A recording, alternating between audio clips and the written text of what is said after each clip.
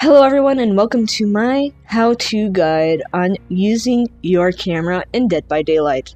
So one of the tips I give new survivors is to use their camera. Use it during chases, just use it all the time to look around you, know what's around you, and use it to keep an eye on the killer. But something that I never went into was how do you use the camera? How do you keep an eye on the killer while running efficiently at the same time? Because it can be confusing at first, learning how to keep your camera on the killer without running into walls and objects, and how to move your camera with your keys or your controls counter move to your camera movements. So I have this fancy keyboard overlay that shows which keys I am pressing. And for any console players out there, I didn't forget about you. I have a separate video showing console players how to keep their camera on the killer. This is the PC video. So you can see I have my WASD for forward, left, right, back, and then I have shift for my run and control for my crouch. And then I also have spacebar because of course I throw pallets and vault windows and stuff. So you can see here I'm only holding down W and then I move my mouse left or right and my character will turn in that direction. So your character kind of moves towards the direction your camera is facing.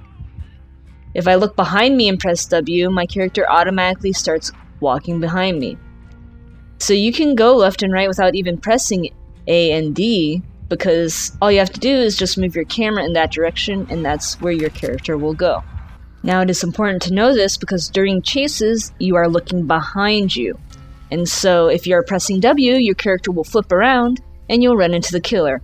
So what you need to do is press the opposite button, S, to move away from your camera. So you can look behind you and press S and you will walk forwards while being able to look behind you. But you will still be able to move your character left and right while looking behind you without any difficulty, because you still press D to go right and A to go left. Now keep in mind, from the character's perspective, these directions are reversed. So when you are going towards the right from your camera view, your character is actually going to their left. Another thing you can do is hold down one key and then turn your camera in the other direction. This allows you to tightly hug objects and walls. So let's say for example I'm trying to loop around this wall here. I can hold down D, turn my camera left to tightly hug the wall next to me. Then for the other direction, you would hold down A and turn your camera right. Just remember to move your camera as your character moves, or else you will just run into objects and walls.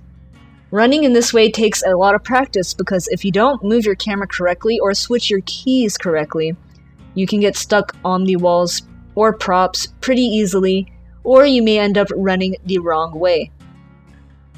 Another way you can hug a wall is instead of using A and D, you can hold W or S and lean your camera into the wall. It's probably best to do this with S, so not what I'm showing here, because you will be able to see behind you easier than if you're just looking in front of you hugging the wall. So just practice this and learn how camera position affects your movement, and once you practice this, you will get a lot better at running from the killer and being able to keep your camera on that killer. So why is being able to hug the walls tightly important? Well, it can help you better navigate around objects while the killer is chasing you and keep distance between you and the killer. But more importantly, it can make it look like you are going for a window vault or pallet when you actually do not plan on taking it. And it will make the killer swing prematurely because they think you're going to vault. The best example of this is the Killer Shack.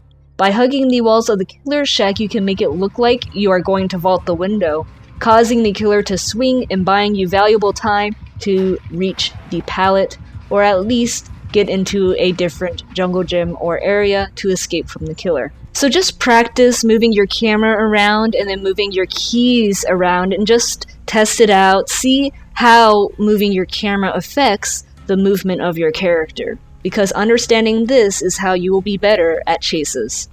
Now just demonstrating this is a completely different thing than actually performing it in a chase, because while you're in a chase, you have to think in the moment and you have to react quickly. So I'm just going to show you guys some chases with my keyboard overlay up, and I hope this helps you understand how to use your camera during a chase and how to keep your camera on that killer during a chase.